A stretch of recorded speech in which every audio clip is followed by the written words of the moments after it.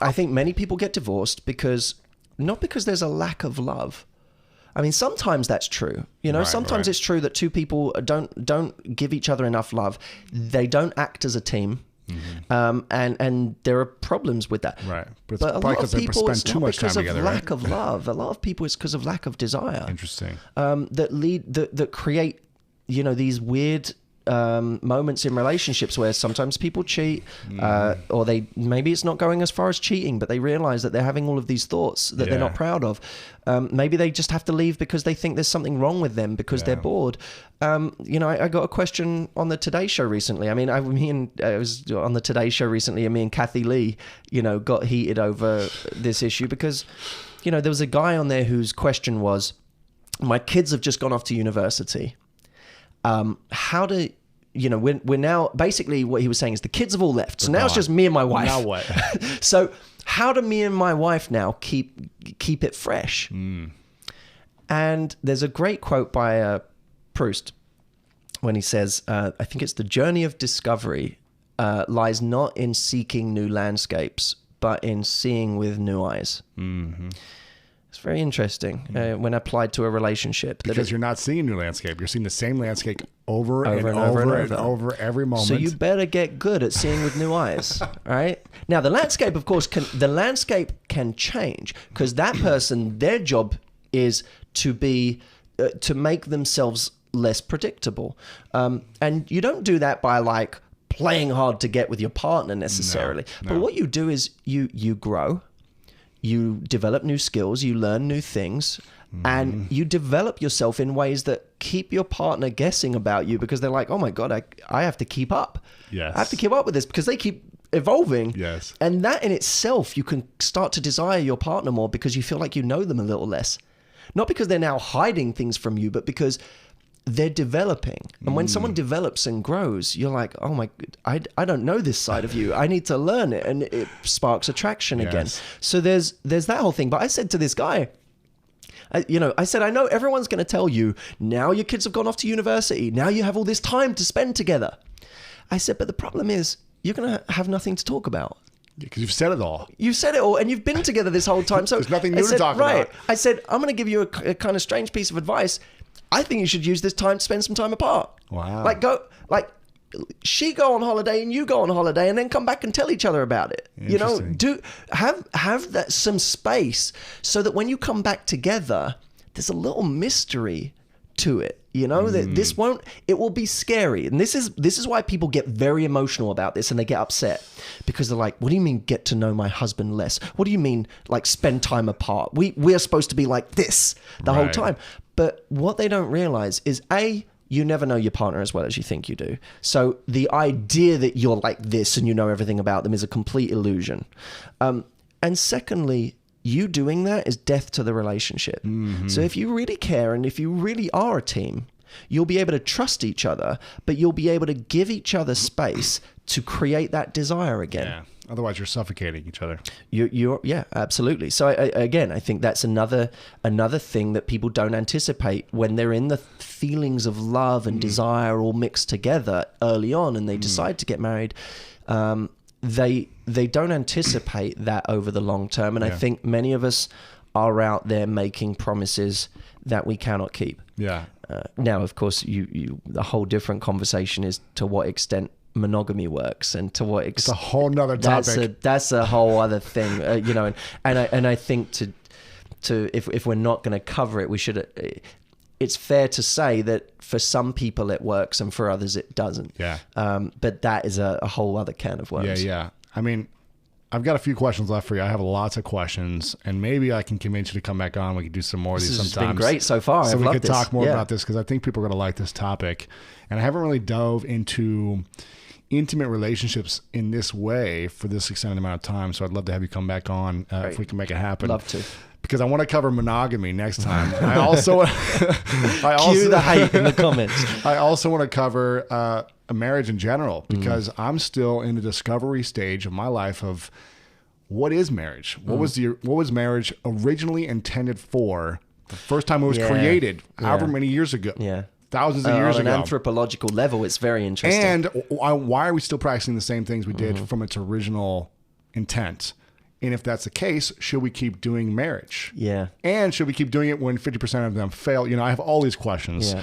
that I'm still in discovery for myself. As am I. Yeah. And, you know, I don't think anything's right or wrong. I just think it's coming up with your own solution that works for you and your partner. 100%. And I think it works for many, many people. Yes. I will say I'm like you. I haven't quite figured out yet whether it will work for me or not. I don't know. I know that I have a lot of issues personally with it, and I don't give those to other people because I think some people are very different to me.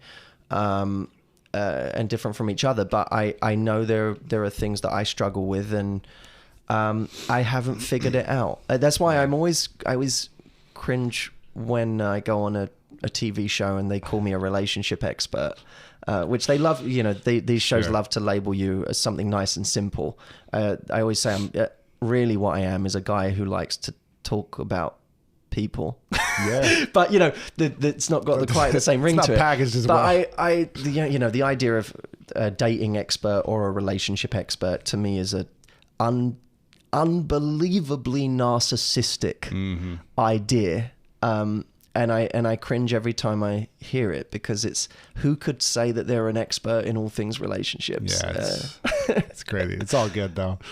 Well, I was going to ask you a few more questions, but I think I want to wrap it up on this one and bring you back another time. Okay. So I want to ask you a couple different questions, not related to that. One is, what are you most grateful for in your life recently? I like to finish with gratitude. Wow. God, I think one thing I'm very grateful for is I just recently applied for my green card, and it kind of brings a dream full circle. Fingers crossed. It should be coming through in the next couple of months. Hopefully, I don't get rejected. But it's come full circle. You know, something that I had dreamed about for a very long time, and really has been, nearly 2 decades of thinking about that idea. Wow. Has actually come to fruition, and it's amazing to me that it started with me thinking, why not come and do a seminar for 5 people and lose money, just to say that I'm doing something in America. Yeah. And I'm there now. So that, I say to everyone out there, always drive in the thin end of the wedge, whatever it is, whatever is the smallest possible thing that relates to your bigger dream. Do the smallest possible thing, because you never know what domino effect that might have. I could never have guessed that by this age I would be living here and traveling the country doing what I love.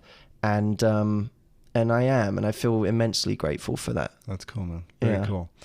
I've been asking this question a lot lately for some of my guests, so I'm going to ask you this one as well, because I'm interested to hear the response.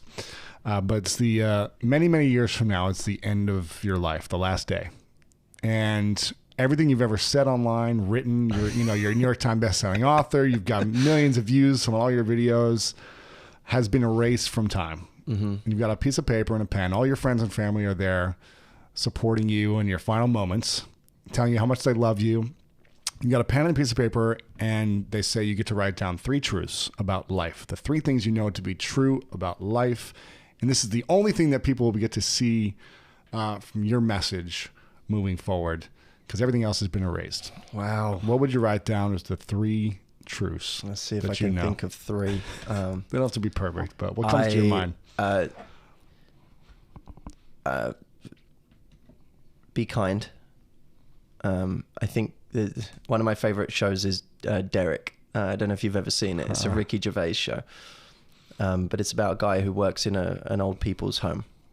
And his favorite line is a line his mum told him, which was, kindness is magic. And I don't believe in magic, and I certainly don't. I don't know what happens later on or whether anything bigger is there, but I do believe that there is a magic to kindness that is really, really special. So even when it feels like you shouldn't be kind, or that the whole world is horrible, be kind, because you just never know who is watching and who will decide that there is still some good in the world because you did something kind.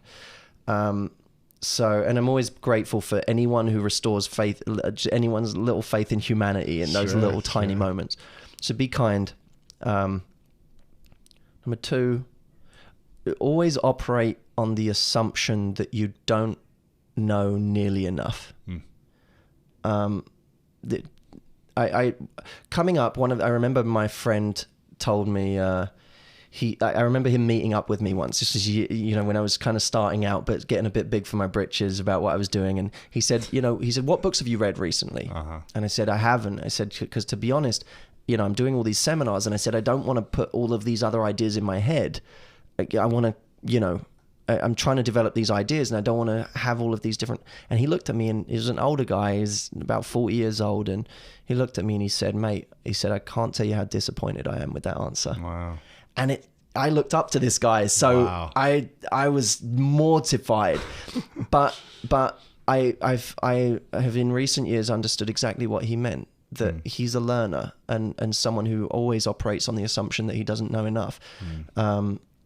So always operate under the assumption that you don't know enough, and never trust anyone who claims to know everything about anything. And then the third one, God, the third one, I think there are many, many different lives that you could lead. I think one of the most depressing things about life is you won't have time to lead them. You won't have time to read the books you want to read. Even if you stack them all up and think about them all now, you'll already have to start eliminating enormous numbers. You won't be able to travel to every country that you want to go to. I mean, we always think we will. We have all this long list of countries we think we're going to go to. If you want to depress yourself, list all of them and look at how many you already have to eliminate. You'll realize you're only going to do a select few more, even if you're young. The jobs you think you'd enjoy, the career paths you think you'd enjoy, the types of people you'd like to meet. There just isn't time. And that makes it that much more important that we enjoy the path that we take instead of obsessing over the 10,000 paths that we didn't take. Because that really is the most tremendous waste of life. Is when we obsess over the paths we didn't take instead of figuring out how to enjoy the one that we have taken. Even if we look to improve it or adapt it or change it, even then you'll adapt one way and there will have been 10,000 other ways you could have adapted. Sure. So it's not easy, but I think the challenge for us all is to figure out how to enjoy the path that we're actually on. Yeah. Well, that's a good 3 truths, man. I like this. I'm really happy because I got to number 2. I thought, what is the last one going to be? But no, I feel quite solid in those. That's good. Yeah, that's good.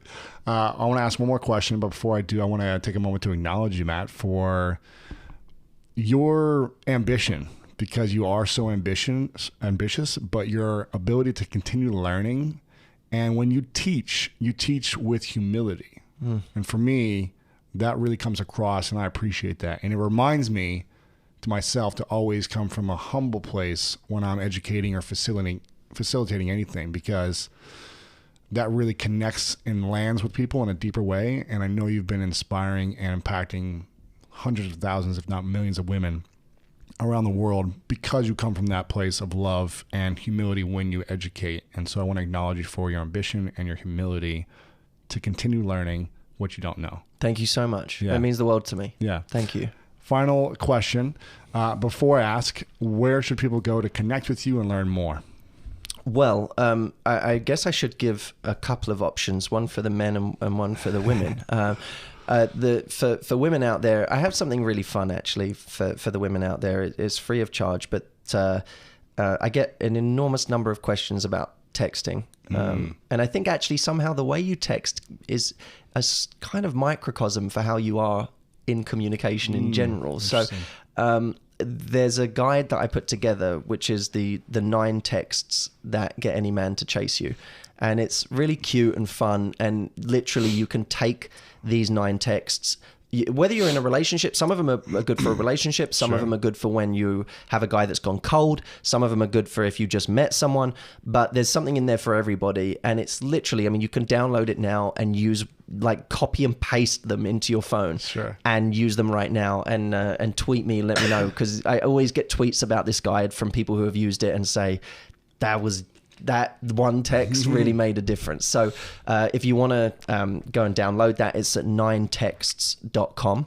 And it works either with the number 9 or the word 9. So 9texts.com. And I'll be sure to link these up on the show notes too. And for the guys, you know, I'll say this, I don't have any immediate programs for guys, but there are huge numbers of guys that watch my YouTube videos and really appear to get an enormous amount from them and are part of that community. And I think that's great. I'm a guy and I talk to women, but everything I say is useful to me as well. So I would encourage guys to go and subscribe to my YouTube channel and actually watch those videos, because they're I really think, good. Yeah, they're really good. You know, they're fun and they're you know, designed to be useful. So they're useful on a human level, not just one gender. So my YouTube channel is called Get the Guy Team, but if you just type in Matthew Hussey into YouTube, you're going to see it. Awesome. We'll have it all linked up on your website, gettheguy.co.uk as well. We'll have it linked up. And if you want to learn more about mastering relationships, then make sure to check out this video right here. Exactly how you are, I love you. Like no changes, nothing. I love you exactly how you are. Sometimes we feel like we're owed that. And it kind of becomes an excuse again to be lazy, to grow.